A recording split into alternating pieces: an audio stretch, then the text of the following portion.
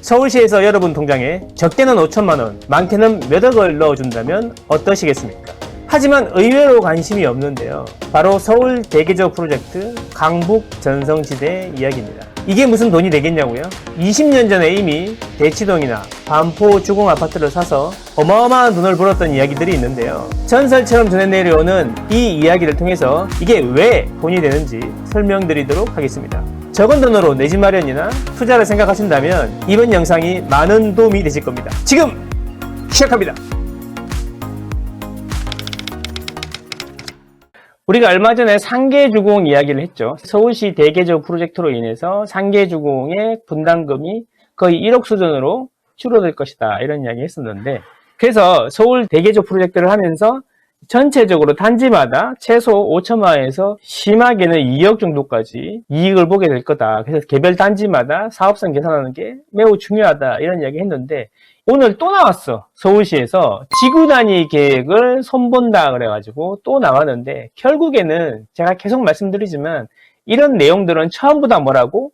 용적률을 올려준다라는 이야기입니다. 그래서 용적률을 이빠이 올려주고 그 중에 일부를 기부 체납을 받고 임대아파트나 공공시설들을 받아가지고 사회에 환원시키는 그런 과정을 이야기하는 겁니다. 그래서 100% 용적률 올려주면 100%를 다 조합이 가져가고 일반 분양에서 돈 버는 게 아니라 100% 올려주면 뭐 많게는 50%, 적게는 20% 정도 임대주택을 짓거나 기부 체납을 받는다, 이렇게 설명을 드렸는데, 이번에 또 나왔어.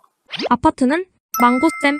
기존에 이렇게 하려고 했는데 서울 대개조 프로젝트로 인해 갖고 이렇게 된다. 기존 대비해서 분양이 45% 증가한다, 이런 거였는데 오늘 또 나왔어요. 오늘 또 나오면서 어떻게 됐냐면 기존 대비해서 분양이 65% 증가하게 된다, 이렇게 되는 겁니다. 65%. 자, 그러면 앞으로 어떻게 되는 거냐, 이런 이야기죠. 서울의 강북은 분양가가 낮아가지고 사업성이 안 나오니까 그 사업성을 나오게 하기 위해서 여러 가지로 서울시에서 힘을 많이 쓰고 있다, 이런 이야기인데, 1차로 서울 대개조 프로젝트를 해봤는데 그걸로도 충분하지 않은 것 같으니까 2차로 또 만들어 놓은 겁니다. 원리를 간단하게 설명을 드리면, 우리가 재건축, 재개발을 하는데 돈이 많이 든단 말이에요. 그죠? 새로 다 부시고 지어야 되니까 돈이 많이 드는데, 부시고 짓고 나면은 일단 조합원들은 새 아파트를 받게 되죠. 근데 새 아파트 만드는데 들어간 비용이 있을 거 아니에요?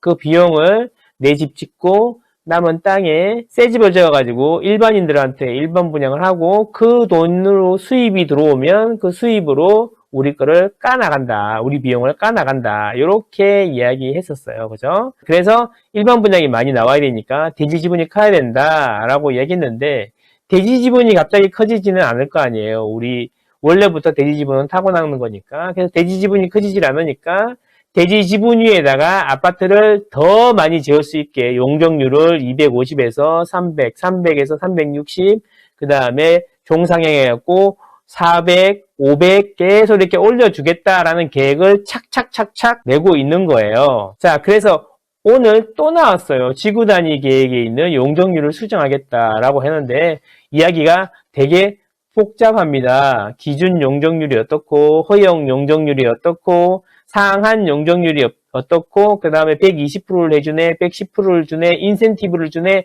되게 복잡하게 되어 있어요. 그래서 제가 저희 오픈 톡방에서 용적률이 어떤 종류가 있는지 설명을 쭉 하긴 했는데 너무 어려운 것 같아서 간단하게 이야기를 하면, 용적률을 많이 올려준다 그랬고 그 용적률을 올려주는 걸로 계산을 해봤더니 기존보다 65% 정도가 용적률이 늘어나더라. 이 65% 용적률은 일반 분양할 수 있는 용적률이 65%가 늘어나다는 겁니다. 이론적으로. 그러면 이제 우리는 무슨 생각을 할 수 있냐 하면, 용적률이 65%가 늘어난다는 이야기, 일반 분양을 65% 더 할 수 있다는 이야기는 뭐냐면, 우리 현재 땅 크기의 65%만큼을 일반 분양을 더 할 수 있다라고 볼 수 있겠죠. 그러면 이 65% 늘어남에 따라서 이 조합이 얻어갈 수 있는 이익은 그냥 간단하게 계산해보면 그 구역의 토지 면적 곱하기 0.65, 65%니까 0.65를 해주면 그만큼이 일반 분양 면적이 되는 거고, 거기다가 주변 시설을 곱하면 늘어나는 일반 분양 매출이 나오게 되는 거죠. 그 매출을 조합원 수로 나누면 조합원당 늘어나는 현금이 되는 것입니다. 무슨 이야기인지 아시겠죠? 그래서 상계주공 원화지를 간단하게 또 계산을 해봤더니 지난번보다 3천에서 5천만 원 정도 더 현금이 늘어나는 걸로 나왔다. 그래서 제가 오늘 썸네일 제목을 서울시에서 단지당 몇 억씩 꽂아준다 현금을 이렇게 표현했던 겁니다. 근데 이런 이야기를 나 말고 아무도 안 하고 아무도 관심 없는 것 같다는 거지. 서울시만 관심 있고 나는 이게 좀 답답할 뿐이다 라는 거예요. 지금 제가 돈을 이야기하고 있잖아요. 그런데 시세는 지금 그 오른 만큼 반영이 안 돼 있으니까 그러면 현금을 앉아서 버는 거죠. 그래서 이런 거를 한 번, 두 번 점점 계산을 하는 사람들이 많아지면 많아질수록 미리미리 움직이는 사람들이 많아지겠죠. 구독, 좋아요, 구독, 좋아요. 지금은 여러분들이 관심이 없지만 앞으로 관심을 가지시게 될 겁니다. 자, 예전에 지금 강남에서 전해지는 전설 같은 이야기가 있어요. IMF가 끝나고 강남의 사모님들이 반포나 대치동 근처에 주공 아파트들을 사기 시작하더라. 2개씩, 3개씩 막 사기 시작하더라. 아들 이름으로, 자기 이름으로 막 사기 시작했다. 거의 25년 전 이야기죠. 그런데 주공 아파트 5층짜리만 사는 거예요. 막 5개씩, 6개씩. 근데 가격이 되게 쌌어요. 막 1억 조금 넘는 것도 있고, 2억 대부분 안 됐고, 전세로 들어가 있으니까 조그만 돈으로 막 살 수 있었단 말이야. 근데 이제 왜 사느냐? 이상하잖아. 그래서 알아보니 이런 거예요. 강남에 수학 강사님이 있는데, 학원 강사가 있는데, 어느 날 학부형들한테 이런 이야기를 하더라는 거죠.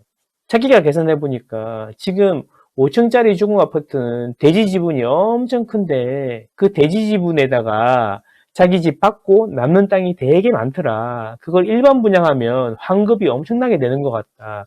지금은 1억짜리인데 옆에 새 아파트 가격 계산해 보면은 몇 억이 남는 장사다라고 알려주니까 그 말을 듣고 사모님들이 하나씩 둘씩 사기 시작했다는 전설이 있습니다. 그때 5개, 6개 샀다는 사람을 실제로 저는 봤습니다. 자, 근데 그 뒤에 그 아파트들이 어떻게 됐을까요? 1억이요 하던 아파트들이 반포주공 1주구는 지금 하고 있지만 2단지, 3단지는 이미 다 했죠. 자, 그리고 도곡주공도 해서 도곡 렉스리 됐죠. 그 다음에 개포 대치 고층 주공도 동부 센트럴빌이 돼서 우리나라 최초로 4천만 원을 찍었죠. 20년 전 이야기입니다.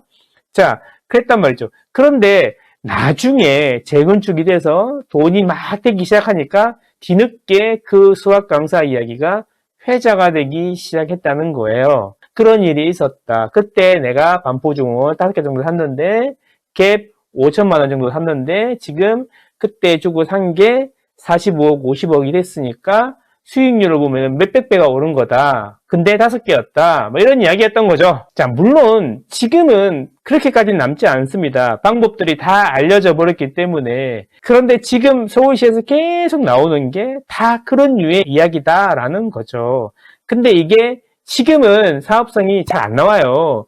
일반 분양 아무리 세게 해봐야 3,500 정도일 건데 이게 아까도 말씀드렸잖아요. 1년 뒤가 지나고 2년 뒤가 지나면서 공급 부족이 오고 중층 아파트 시대가 오면 제가 계속 말씀드렸잖아요. 지금 중층 아파트 재건축이니 노후계획도시 특별법은 예전엔 뉴타운 시즌2다 라고 말씀드렸잖아요. 그래서 붐이 생기기 시작하면 지금은 전혀 그런 분위기가 아니지만 2년 뒤, 4년 뒤 붐이 일어나기 시작하면 그때는 3,500이 아니겠죠. 그러면 지금 해놨던 계산들이 그때는 엄청나게 보수적으로 된 계산이었다는 걸 알 수 있게 될 것입니다.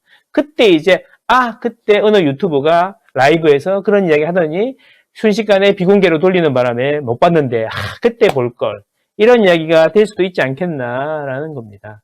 이 성지순례 방송이 될 수도 있지 않겠나 이런 말씀 드리는 겁니다.